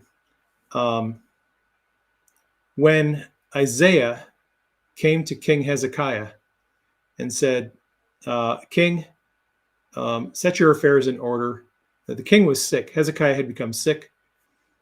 He asked Isaiah to go seek the Lord and find out, what is the Lord saying about my sickness? Isaiah comes back and said, the Lord says, put your affairs in order. You're going to die. And Hezekiah is like, oh, man, it's not what I wanted to hear. So Hezekiah goes and he prays and he intercedes, and in prayer and supplication, he calls out to God and says, Lord, I'm not ready to die. I don't want to die. I know that the man of God says I'm going to die, but I think you're merciful and I want you to extend my life. And so he prays and intercedes against the word of the Lord. And then Isaiah comes back to him and says, oh, hey, the Lord changed his mind. He said, you're going to live. Yeah. Right? So another way that you can respond to revelation from God is to intercede and pray and see if this is not something that must happen, but maybe it's something that might happen if you do not take action. Mm-hmm. And that's what that was. That word from the Lord was this will happen if you do not intercede. Okay. And Hezekiah went and prayed, and it did not come to pass. All right. Simple example. Yeah. So then there are other examples. So when the Lord told Noah to build a boat because there was a flood coming. Noah's like, what do you mean a flood? What is this rain you keep talking about? I don't even know what rain is. Yeah. It hadn't rained. They didn't have rain. He didn't know what an ark was. He didn't know anything about a flood. And the Lord just kept on telling him, Noah, get the boat built. I'll show you how to build it. You need to get all the animals, get the animals on the boat, get enough food, take care of this stuff because there is a flood coming and you do not have a lot of time. Because I don't screw around, get this done. So Noah took God's warnings seriously and he prepared an ark and he saved humanity by preparing as the Lord instructed him. That's the third response. The third response is the Lord gives you a warning and you take it seriously and you prepare. Here's another example. When the Lord gave dreams to Pharaoh, he gave him these dreams about 7 fat cows coming out of the river, and then they were followed by 7 skinny cows that came out of the river. Yep. And he had the dream twice. And he called the magicians and the soothsayers and said, hey, someone needs to interpret this dream for me. They went and got Joseph. Joseph came to Pharaoh. Pharaoh explained to him the dream. And Joseph says, oh, well, the Lord has given me the interpretation. And there's going to be 7 years. The 7 fat cows represent 7 years of plenty. The 7 skinny cows represent 7 years of famine. Egypt is going to go through 7 years of plenty, 7 years of famine. You need to build barns and store up all the extra grain in those 7 years of plenty because you're going to need them during the 7 years of famine. And because Pharaoh prepared the barns and stored up the food, Egypt was saved. All right. So one way that you can respond to revelation, a warning from God, is ignore it. A second way is to intercede against it. A third way is to prepare for it. And there's no reason why you can't do number 2 and number 3. The Lord has given me a number of warnings about some difficult things that are maybe coming to the United States. One of them is potentially war. I have had, I'm going through my dream journal, and I am seeing day after day, week after week, month after month, dozens and dozens and dozens and dozens of dreams about interruptions of communication, internet's down, cell phone services down, and I'm teaching people how to use ham radio. I'm building antennas for ham radio out of common pieces of equipment that are lying around. I'm learning how to do mesh networking. I'm teaching people how to do mesh networking. I'm teaching people how to communicate using different types of devices. For the last 3 years, I have had so many dreams about alternate means of communication. And I don't know exactly what is coming that is going to cause the loss of internet and cell phone service. What I do know is God has been warning me over and over and over and over again to get ready, get prepared, get educated, get the equipment so that I can be ready to communicate in the aftermath of whatever is coming. So Denise and I pray every day that God's plans for peace will be established in the earth and that there will be no nuclear war. There is not going to be a World War III. And we are making declarations and we are interceding and prophesying that this destruction is not going to happen. All right. We are interceding and praying against it. We are also preparing in the event that it happens. So, and that's what I think we need to be doing. Whenever we receive a warning from the Lord, it's okay. This isn't something that is going to happen. Maybe it's something that might happen if I don't pray. So I'm going to pray. And then in the event that it does happen, okay, I'm going to make some preparations. And that's what we're doing. And that's what I'm encouraging people to do. And in the book, Emergency Preparedness and Off-Grid Communication, which you've been showing, that book, the first part of the book is information about general preparedness, putting aside food, putting aside water, options for getting backup power. I've had several dreams. highlighting the need for backup power. I think we're going to see power outages in some areas, and self-defense, home defense, things of that nature. And then the second half of the book goes into all the different means of communicating off-grid, ways that we can use devices to communicate that do not require cell phone or internet service. And there's a lot of different options. I will say this. If you are concerned about communicating with friends or family that live more than about 25 miles from you, there aren't a lot of options, because handheld radios don't have a lot of power, and they don't transmit very far. Mhm. And once you get, like I said, once you get past about 15, 20 miles in a grid down situation where there's no power and there's no repeaters to use with radios, you're really kind of stuck with amateur radio, HF radio, high frequency radio, the kind of radios that are somewhat expensive to buy.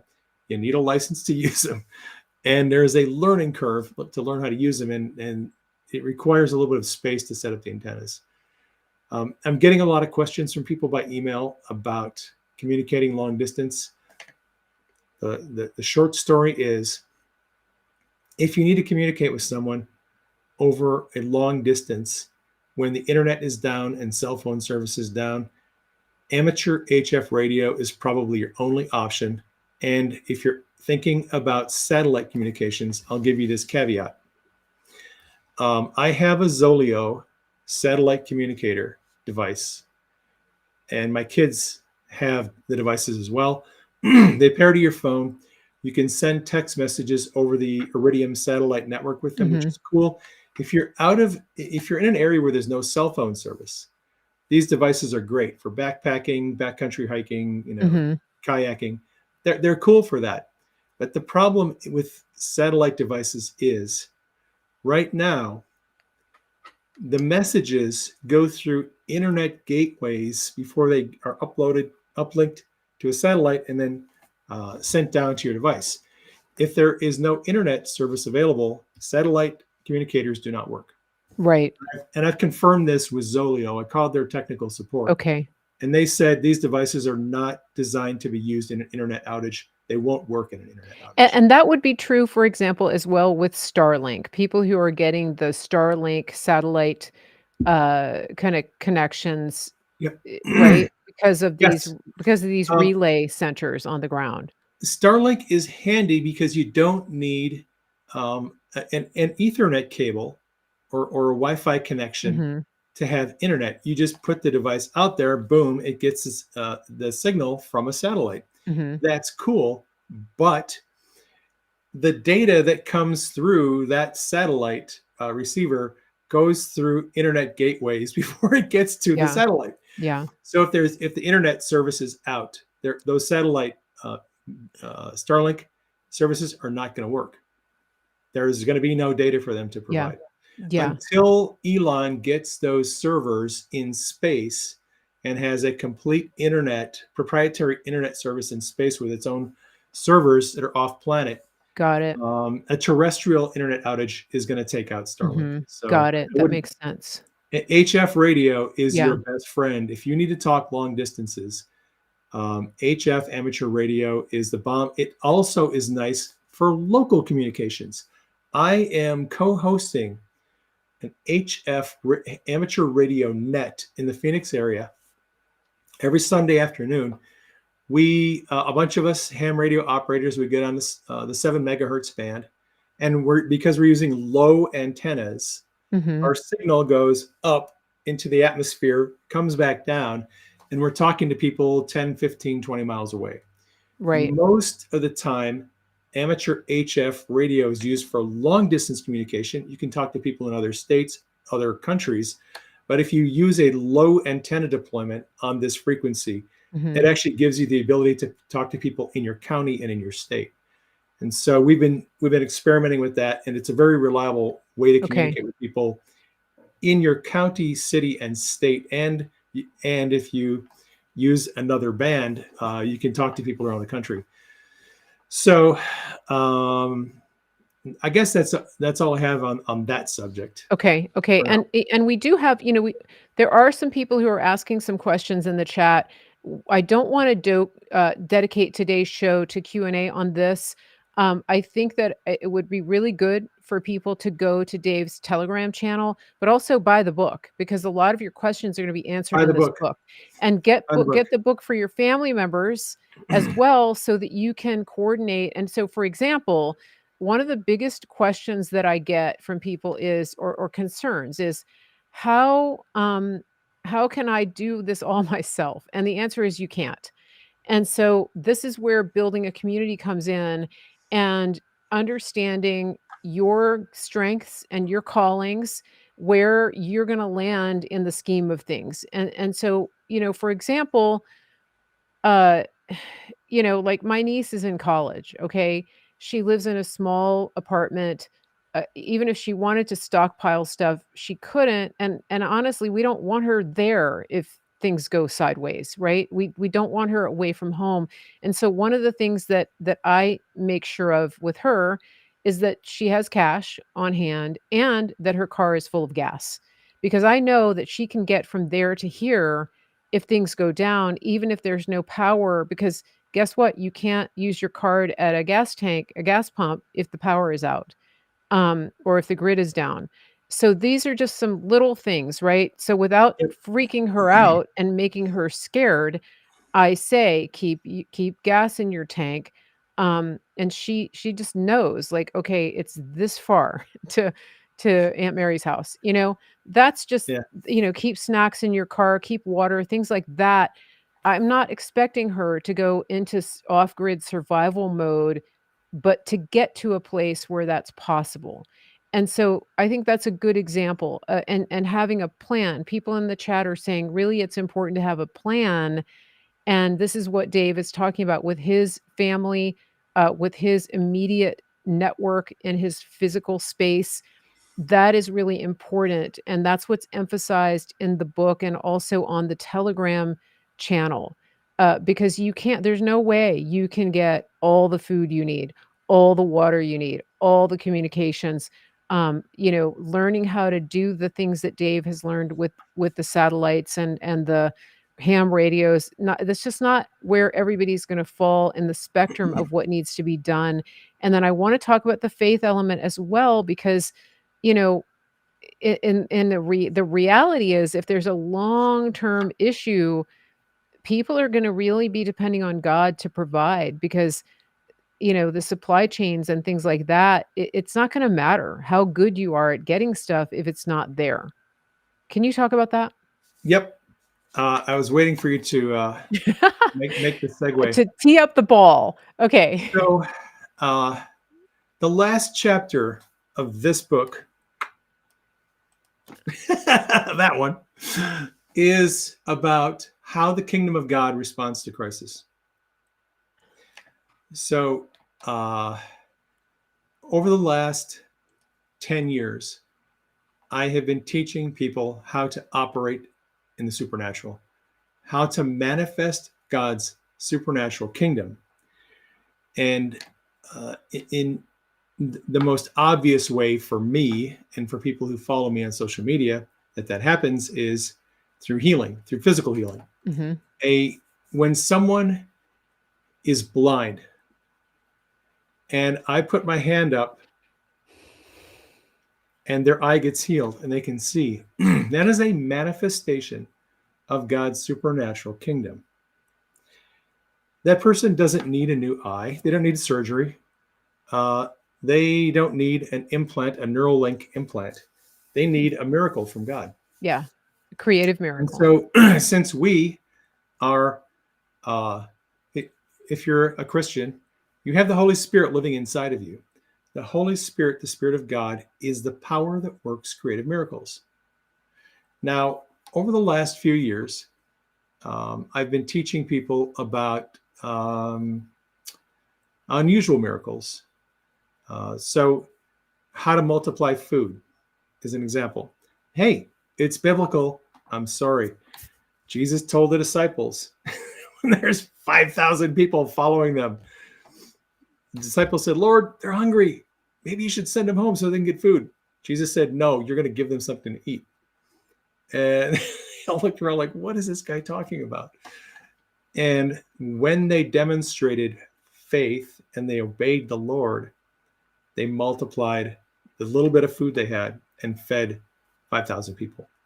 All right. I know people who routinely see their food multiplied. In the wilderness, when the people of Israel had no water, Moses struck the rock. Water came out of the rock, and they had water. Those are the kind of things that God can do for us. I absolutely believe in the coming days, if we lose power, lose access to food and water, if you have faith, and you're practicing now how to manifest God's supernatural kingdom, you will be able to multiply the food that you have in your pantry. You'll be able to multiply the water. You'll be able to pray over people who are injured and dying, and you'll see them miraculously healed. You're going to believe that your house is going to have supernatural electrical power when the rest of your neighborhood is out. One of my friends who's a prepper had a dream where he saw angels, these big, huge beings standing on top of his house, and they were hanging onto these power lines. And the entire neighborhood was dark except for the 3 houses, that house and the 2 houses next to them. All those 3 houses had lights on, and the rest of the neighborhood was dark. Yeah. In the dream, they were getting supernatural light from angels.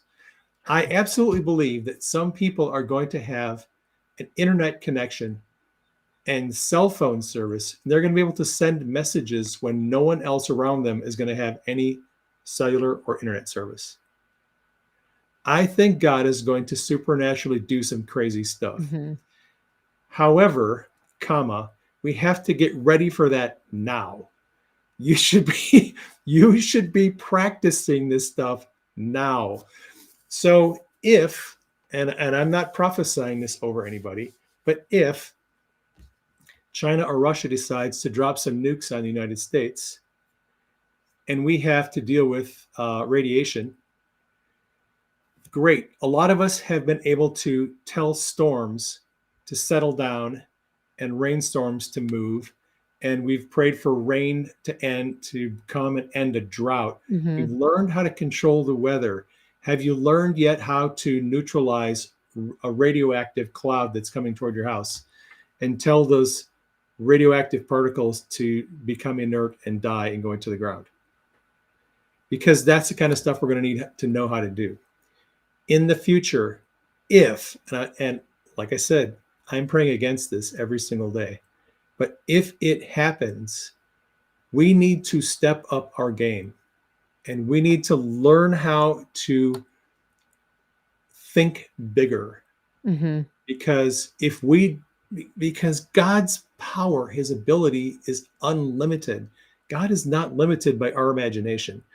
So, like I said, we've got a city 50 miles away that's been hit by a nuclear bomb, and that radiation cloud is moving our way. You speak to that cloud and you command that thing to stop, to halt, and all the radiation in it to become inert.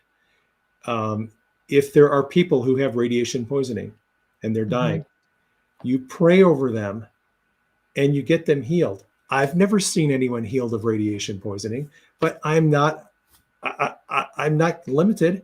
Like we're going to see some new challenges. If this stuff happens, we're going to see some new challenges we have not faced. Some of us have prayed for dead people, seen them come back to life. Yeah. My buddy Jesse Berkey has prayed for a number of people in his ambulance and seen them raised from the dead. No drugs, no IV, no defibrillation, just prayed for them. Boom, they came back to life. Yeah. I had that happen at a Target when there was a man who had died, and I was there praying with him, and before the EMTs got there, he came back. Yeah. Yeah. Every adversity that we face is an opportunity to grow in our destiny, to grow in character, Yeah. and to manifest a greater demonstration of God's kingdom.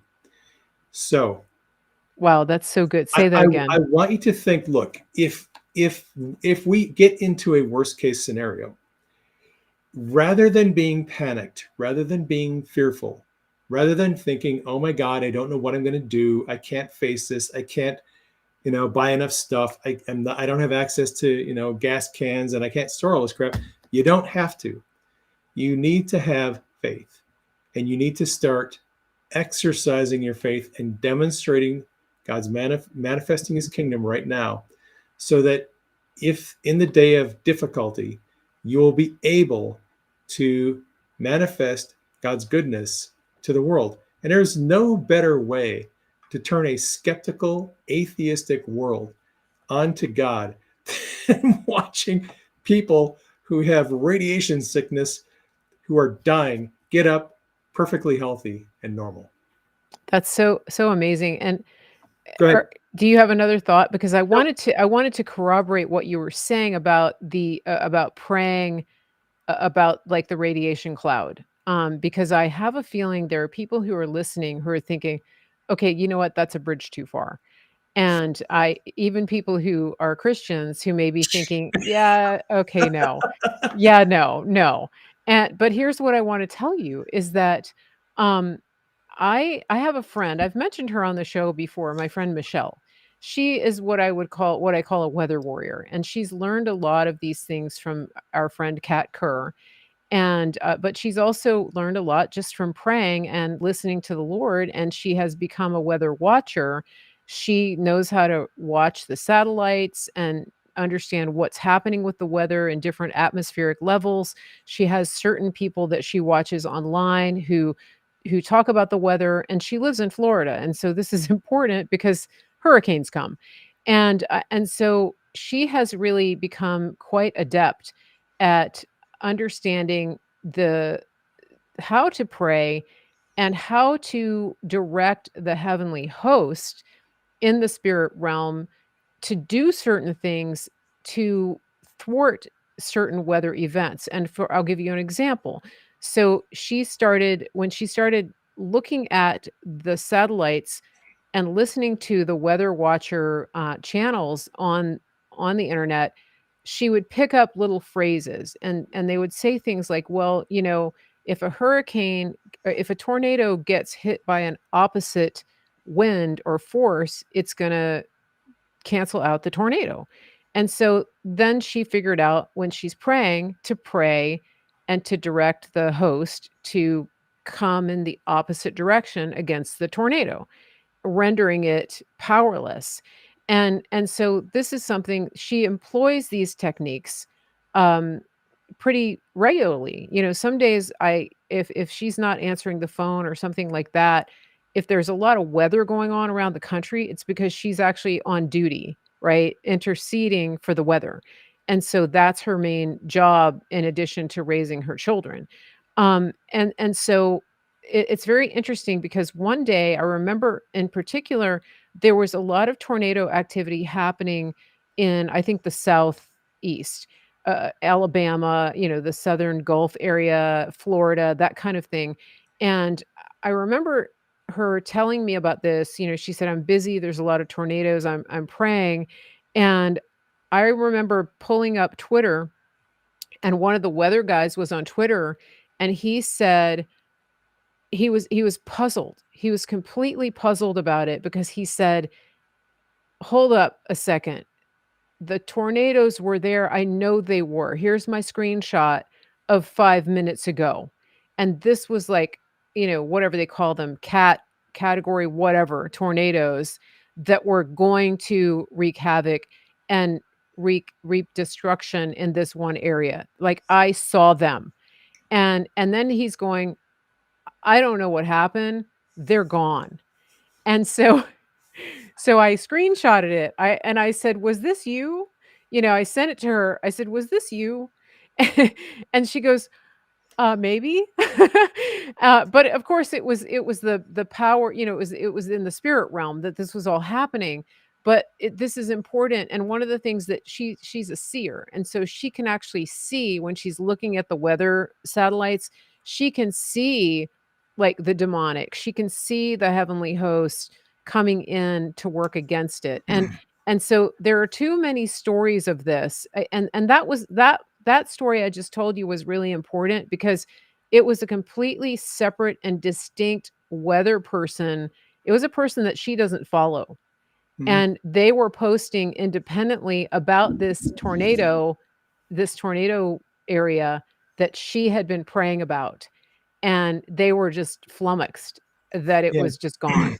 This stuff is real. I have friends who have driven their vehicles across the country for weeks at a time on an empty tank of gas. Amazing. Yeah. All right. This woman, friend of mine, Gwendolyn, prophetic intercessor. The woman, she taught us how to do electronic miracles on like electronic devices. The first time we ever had an electronic device, a small appliance repaired, it was with Gwendolyn and Denise and I. Gwendolyn and Denise were talking about it. It was a Bose iPod dock that was broke, and they talked about it. And after we had dinner, we went outside and we prayed over that thing, and it had been deader than dead. I did all the diagnostics I could, try to fix that thing. It was dead. We prayed over it. Boom, that thing was fixed. We've seen broken cars miraculously repaired. People on our Telegram channel have had broken dryers, broken washing machines, broken well pumps. They pray over them, and they have seen them restored. I got a testimony from one guy. His well went bad. He has well water, and he and his friends. He got a word from the Lord that he and his friends are supposed to go out one morning and pray over the well. And so he did. They prayed over the well that had gone bad. And he said it was the craziest thing. The next day, that well was given the sweetest, most pure water, better than it was even before it went bad. We Right. have seen and received testimonies of people, all kinds of supernatural miracles. So if crazy Joe Biden gets us into a war, or we lose our supply chain and there is no gas and you need to get around, or they drop an EMP and nobody's cars work anymore because the electrical circuits are fried, you go out there and you pray over your vehicle. You just lay hands on that thing Yeah. and you command, whether you want to tell angels, mechanic angels, to heal and repair and restore your car or whatever. They can keep your gas tank filled. They can keep your car repaired. We have no limit as to the supernatural things that God is willing to do through us if we have faith. And anything that comes from the kingdom of darkness that wants to bring death and destruction and poverty and despair and sickness, we have a responsibility to stand against that and to manifest God's goodness and in opposition to that. Yeah. Your Telegram channel, I'm gonna put the link up here so people can scan it if they want to go to your channel. Okay. This is the official channel. It's praying_medic. And this is just a good time to remind everybody that Dave does not direct message people on Telegram. I don't direct message them either. And I'm not going to try to sell you crypto. No crypto. And also, I don't do direct messages on social media. My email is how I communicate with people. It's info@marygracemedia.com. Dave communicates through his website. You can get a message to him through the website. That's just how I keep things streamlined and keep people from getting hit with potential scams through these social media sites. They're just not very well regulated, and it's not I can't think of the word, but it's just not safe. There's a lot of scammers, and so Scammers. yeah, and I don't I don't send emails to people soliciting things either, messages like that. Just wanted to put that out there. Okay, so This has been fascinating. For those people who are just getting here, I know some people are just jumping in. We've been on air for quite a while. I'm Mary Grace. This is Mary Grace TV. My guest here, my friend today, is Dave Hayes, also known as Praying Medic. And we started out the first half of the show talking about Q plus, Q Anon. These are things that have had a lot of speculation. There's a lot of stuff out there that's clearly fake, but some people don't know that it is. And I encourage you to go back and listen to the first hour plus of the show and just find out what it is that you missed, because I think it will clear up a lot of questions and a lot of confusion for people who may have seen this phrase and the terminology about Q posted around the internet for several years now. Also, this second half of the show, I think we did a great segue into preparedness and into the spiritual aspect of preparedness and learning to trust God and having discernment for the things that are happening and the things that are to come. Is there anything else you think that we missed here, Dave? It's always just we could just talk for hours here, but We could talk for hours, yeah, but I think we've plumbed all yeah. the depths of all the things I wanted to talk about. Yeah, I think that is, it's a good day. It's a good day. We've had a lot of good interaction. I want to thank all the people who've been in the chats over on the Rumble. We've got almost 1,000 on Rumble right now in the live, which is fantastic.